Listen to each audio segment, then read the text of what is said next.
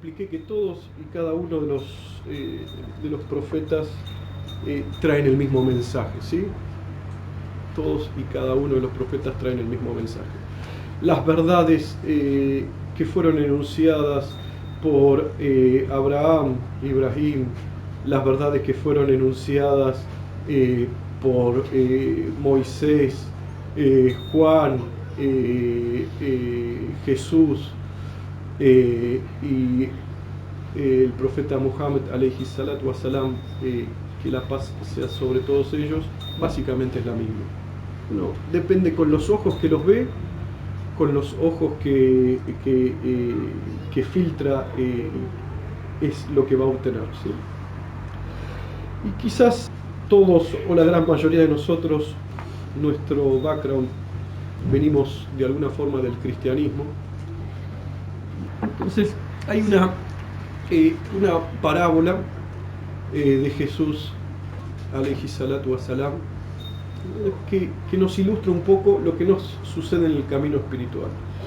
Y es una historia muy conocida, ¿sí? Entonces que Jesús cierto día, Hazrat Isa cierto día se sentó y empezó a enseñar. Y dice, un hombre salió a sembrar y comenzó a tirar granos sobre la tierra. Algunos de esas semillas cayeron junto al camino, vinieron los pájaros y se las comieron. Otra parte cayó entre las rocas,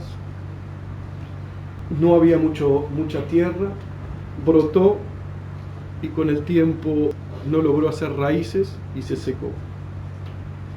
Otra cayó en un terreno lleno de malezas y las malezas brotó, pero las malezas crecieron y la sofocaron, la ahogaron a esa planta. Otra, en cambio, cayó en tierra fértil y buena y dio frutos. Y fíjense que termina con esto: el que tenga oídos que oiga, ¿sí? Pero es frecuente tanto en el lenguaje, en el Taurá, en la Torá, en el Injil, en los Evangelios y en el Corán, ¿sí? Nos habla de sumun bukmun oyun, sordos, ciegos y mudos, ¿sí? No reflexionan, la yarjiun, no volverán, quiere decir no volverán del extravío, no son capaces de hablar. Y fíjense que los discípulos que tenía a su alrededor, ¿sí? Los ansar que tenía a su alrededor, hacen la misma pregunta que hacían los compañeros. ¿Y qué significa?, le preguntaron al Mesías alayhi salatu wasalam. Y él usaba ejemplos que la gran mayoría de la gente conocía, ¿sí? Muchos debían ser agricultores, conocían lo que sucedía con todos estos temas. Y a todas luces esto es evidente lo que uno puede obtener, ¿sí? Nos habla de la semilla que no cayó en la tierra, otra que cayó entre la roca, otra cayó alrededor de la maleza y otra que logró crecer. Y le preguntaron qué significaba esto. Y le preguntaron por qué hablaba con cuentos, con parábolas. Y él les dijo: a los que estaban más cercas, a ustedes se les dieron a conocer los misterios del reino de los cielos. O sea, está hablando básicamente, en otras palabras, o sea, tienen que entender que esto va por varios filtros, ¿sí? Está probablemente lo que dicen los sabios, ¿sí? Hablaba hebreo perfectamente, conocía arameo, que era el lenguaje, digamos, de uso vulgar, el griego y demás, pero está hablando básicamente del Mulkus Samawati wal Ard, ¿sí? El Malakut, el reino, las cuales el ser humano no tiene acceso, ¿sí? El ser humano común, que estuvimos hablando en muchas oportunidades de eso. Y les dice, obviamente, a los que están más cerca de él, ustedes tienen acceso por esa cercanía a ese reino del cielo, al Mulkus Samawati wal Ard, está nombrado tantas veces, al reino de los cielos. Pero a ellos no se les ha dado eso, porque al que tiene se le dará y tendrá en abundancia. pero al que no tiene, incluso se le quitará lo que tiene. Por eso le hablo con historias, con parábolas, porque viendo no ven, oyendo no escuchan, ¿sí? Viendo no ven y oyendo no escuchan. Básicamente está diciendo lo mismo que nuevamente Allah subhanahu wa ta'ala nos revela en el Corán, ¿sí? La incapacidad de ver, pero no es una incapacidad de ver a nivel físico-sensorio, sino está hablando de lo que estuvimos hablando en tantas oportunidades, que es esa incapacidad que tenemos en el corazón, que nos hace ciegos, ¿sí? Y nos hace incapaces de oír. No tenemos esas son capacidades, facultades superiores. El que ve más allá, o sea, no estoy hablando de estados imaginatorios, ¿sí? Tiene capacidad de extraer lecciones sobre todo lo que sucede en la vida, tiene capacidad de reflexionar, de comprender qué es el fondo en la realidad de las cosas, ¿sí? Por eso hablamos de los diferentes tipos de definiciones, ¿sí? Y esto no tiene que ser un acto pasivo, ¿sí? Escuchen, tomen nota si pueden y lean, reflexionen y estudien, ¿sí? Porque esto no sucede por ósmosis, algo que hayan alcanzado el grado de iluminación, ¿sí? En donde el conocimiento brota, sino uno tiene que hacer a partir del ta'allum, del aprendizaje.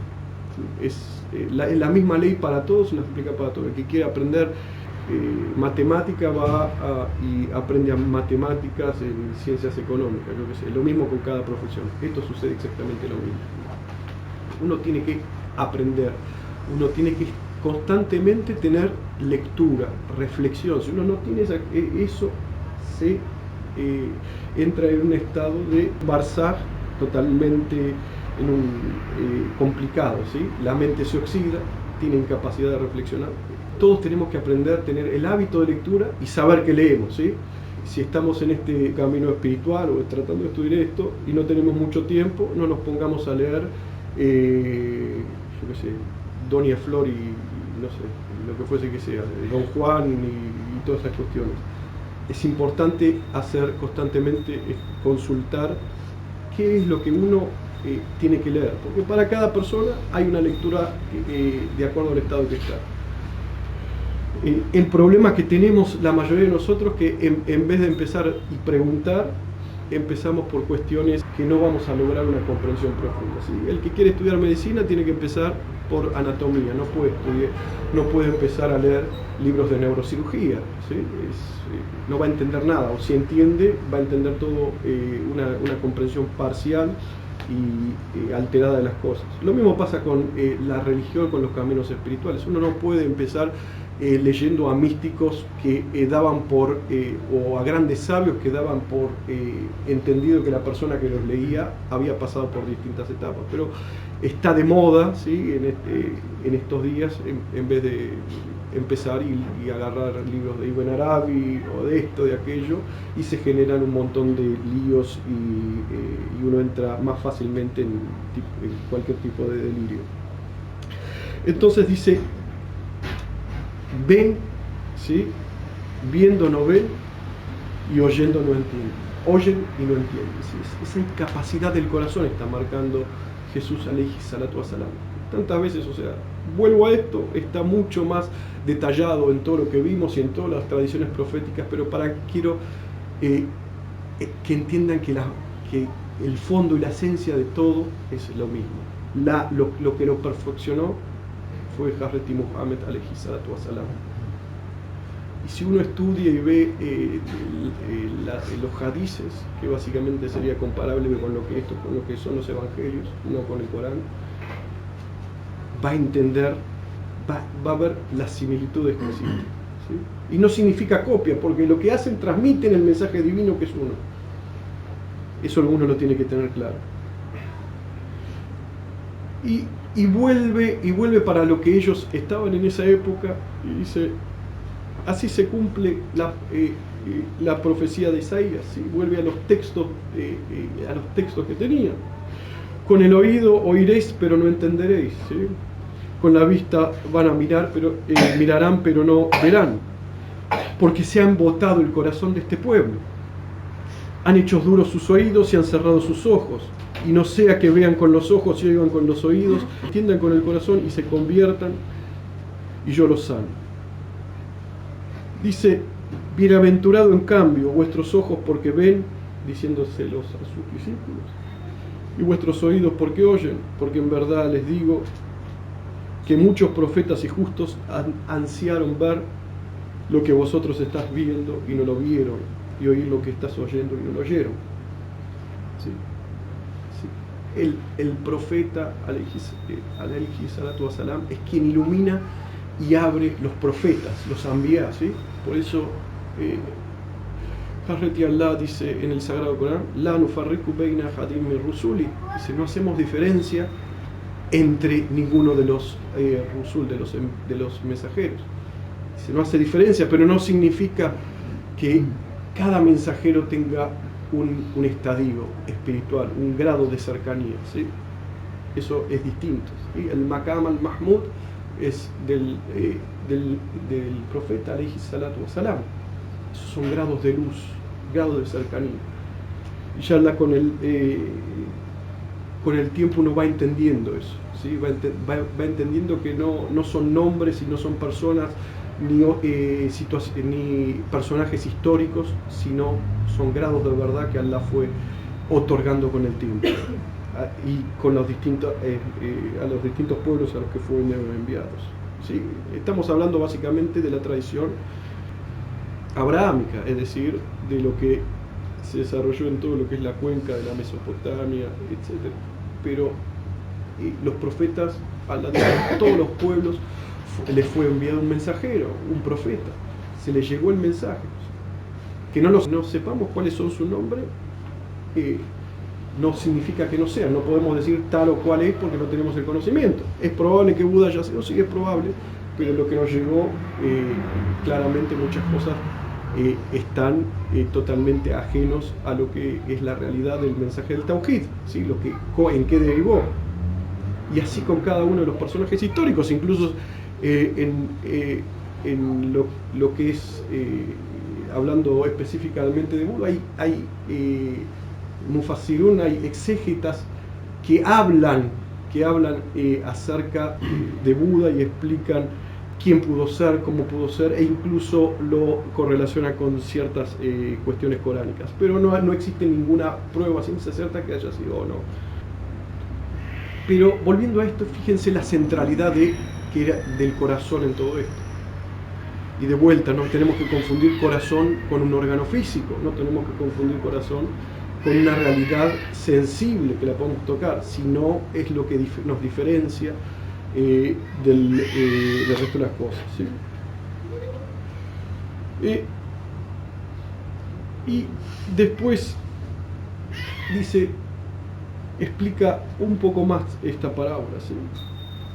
Dice, escuchen la parábola del sembrador, todo el que oye la palabra del reino, o sea, todo el que oye el mensaje divino, quiere decir eso, todo el que oye, alguna vez le llegó la transmisión, el Corán, o el mensaje de unidad, sea cual fuera, sin importar, y no lo entiende, entonces ese está en un estado de un corazón duro y muerto. Esa es aquella semilla que cayó al costado y se lo comieron los pájaros, ¿sí? Los pájaros representan, nos dan a entender las fuerzas, el Shaitán, etc. O sea, es ese estado. Lo que se sembró en terreno rocoso es aquel quien escucha el mensaje, la revelación, y sabe que es cierto, la recibe con alegría, entiende, sí, esto lo que están diciendo es verdad, pero no tiene raíz. Y es esa persona que es inconstante, ¿sí? Algún día reza, otro día no reza, otro día hace esto, otro día no hace aquello. Es esa persona que siempre está a la deriva, ¿sí? Entonces la raíz no crece y enseguida se marchita lo que brotó. Tropieza y cae constantemente. lo que se sembró entre los yuyos, ¿sí? Es quien escucha, sabe, empieza a hacer las cuestiones, las prácticas, pero está muy apegado al mundo, ¿sí? Apegado a la vida, a los problemas, a las preocupaciones, al punto que todas esas cuestiones lo hacen olvidar de todo y deja las realidades que entendió, que aprendió y que comprendió, lo deja para otro momento en que supuestamente todo va a estar bien y va a ser mejor, ¿sí? Lo sembrado en tierra buena es aquel que escucha, pone y sabe, comprende y pone en práctica aquello que le dice. Es decir, que el hombre, el ser humano, el regalo que nos dio Dios a todos y cada uno de nosotros es esa capacidad de elegir, ¿sí? Esa capacidad de elegir nos dio a todos. Nosotros elegimos y de eso se trata, de esa libertad, ese libre albedrío que tenemos. De eso se trata la vida, de elegir. Y cada instante elegimos. Y podemos elegir un día rezar o no rezar, ir al derga o no ir al derga. Nadie les va a decir nada, ¿sí? Hacer lo que nos dicen que tenemos que hacer o no hacerlo. Somos libres, ¿sí?, de hacerlo. Dios nos regaló esa libertad. Es un gran regalo que tiene el ser humano. Pero eso no significa que en algún momento nos van a preguntar por lo que hicimos, ¿sí? Como la parábola de Hazrat Isa alayhi salatu wassalam, ¿sí?, de los talentos, ¿sí?, de esa moneda de esa época, ¿sí?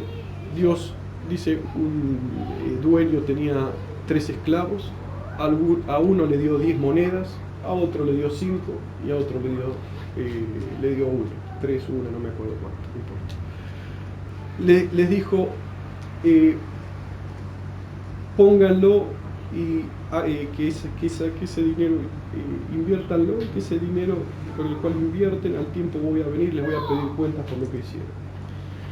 Uno, el que le dieron 10 monedas, lo invirtió en forma adecuada, trabajó el dinero, hizo esto, aquello, comerció, obtuvo otras 10, tuvo 20. El que tuvo 5 también invirtió, puso en el lugar adecuado que tenía que poner y ganó dinero. Y el último, que era miedoso y temeroso de su señor, porque sabía que era una persona muy exigente, agarró y lo enterró esa moneda. Al tiempo vino el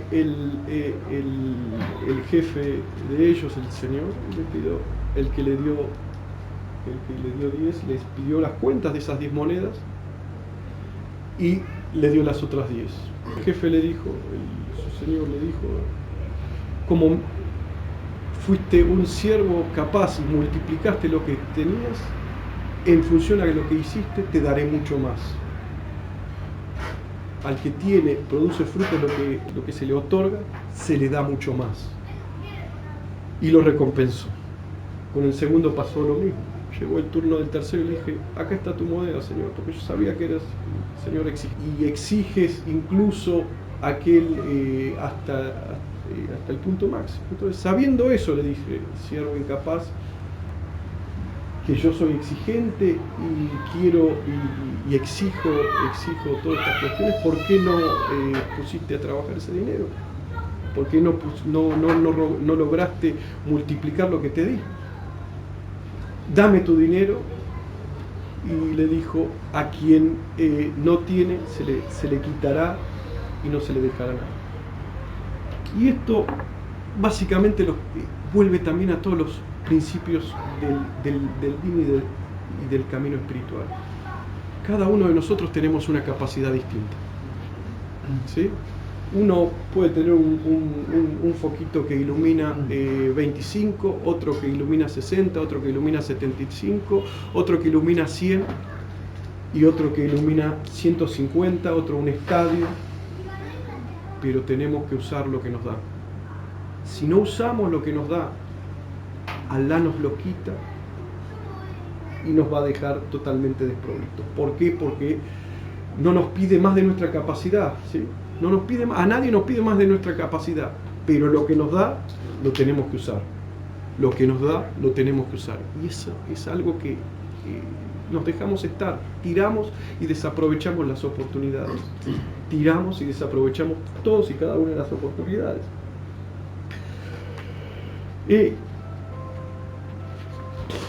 Volviendo a todas estas cuestiones, y es un principio fundamental, aprovechar el tiempo, ¿sí? Y aprovechar las capacidades que tenemos. Y entender el gran regalo que nos da a Dios todo, a cada uno de los seres vivientes, en especial a los hombres, en la vida. Aprovechar la vida y no desperdiciarla. Y cuenta una historia que un rey un día llamó a uno de sus asesores y le dijo: me puse a pensar muchísimo, me puse a pensar mucho y quiero ver las alternativas para mi pueblo para que vivan mejor. Y quedé en una disyuntiva, si es en darles a mi pueblo conocimiento o darles comida, más de comer. En última instancia, con cualquiera de las dos opciones se van a beneficiar. Y el consejero, que era un sheikh, le dijo, del camino, le dijo: mi rey, mi sultán, esto no tiene sentido, dar conocimiento a aquellos que no son capaces de recibirlo. Y de la misma manera tampoco tiene sentido darle comida a aquellos que no pueden entender los motivos por qué vos les estás dando la comida. Por lo tanto, y eso le hace un razonamiento lógico, por lo tanto,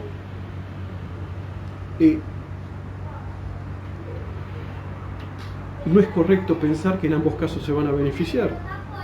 Por ejemplo, dice, si tienen problemas para digerir la comida, o si piensas que les das esa comida para comprarlos, van a querer siempre más y más, y entonces tu intención inicial, que estén mejor, habrá fracasado.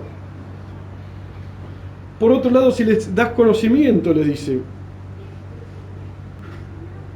si no pueden ver que le estás dando conocimiento, ¿y qué clase de conocimiento? Si esto es o no es conocimiento, si es ciencia, o incluso por qué se le estás dando, tampoco se van a beneficiar. Entonces, esto se reduce a lo siguiente, le dice: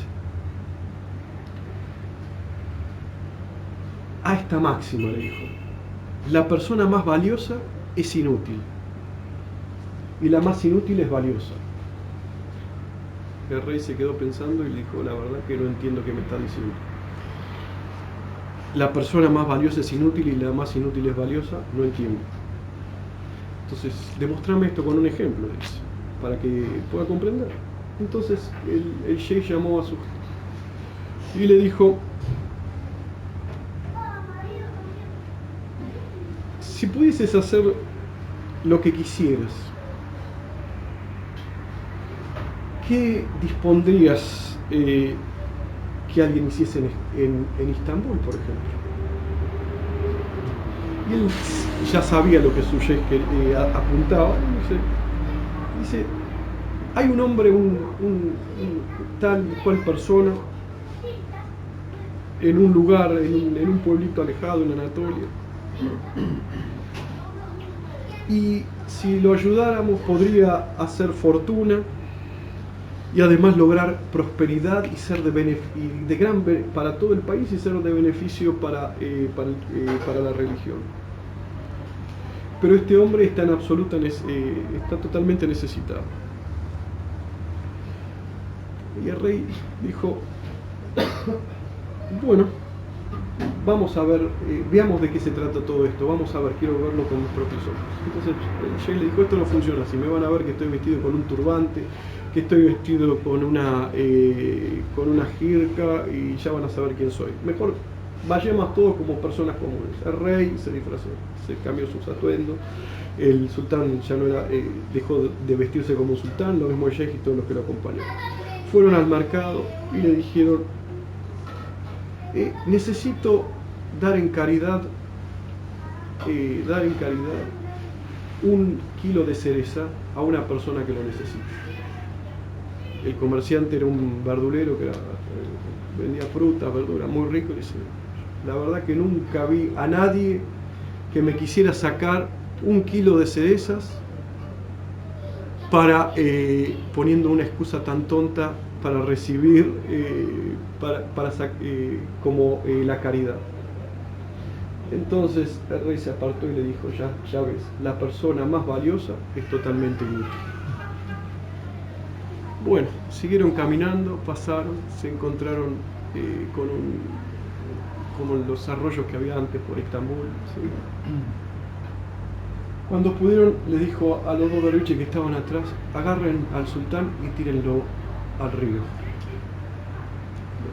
Lo agarraron, estaba gritando el hombre, lo tiraron al río y no sabía nadar, se empezó a ahogar.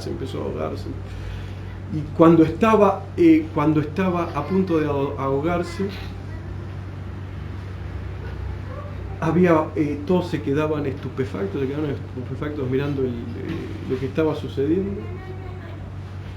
Y les dijeron, de pronto saltó alguien, lo que se conocía un pordiosero, que en esa época se lo conocía como Majnun, y le salvó la vida. Cuando le salvó la vida, ahí ves el segundo principio. El hombre más inútil resulta ser el más valioso. Y entonces, ¿a qué apunta todas estas cuestiones? Cada uno, el conocimiento se tiene que dar de acuerdo a la capacidad de cada uno. Cada uno tiene una capacidad, ¿sí? Cada uno tiene una capacidad. Entonces uno tiene que entender cuál es la capacidad que tiene y qué es lo que necesita. Para eso necesita alguien que conozca qué es lo que le puede dar. Porque si le da a alguien algo que no está preparado para recibir, todo ese conocimiento que puede ser, o toda esa ciencia que puede ser de gran sublime, no tiene ningún sentido. Tenemos que empezar a preparar nuestro corazón. Esa preparación del corazón se llama en el camino Seyar Suluk. ¿Sí? ¿Qué significa Seyar Suluk? Es el viaje espiritual, tratándolo de interpretar. En la tarika estuvimos viendo que existen dentro de 4 círculos, ¿sí?, de desarrollo espiritual.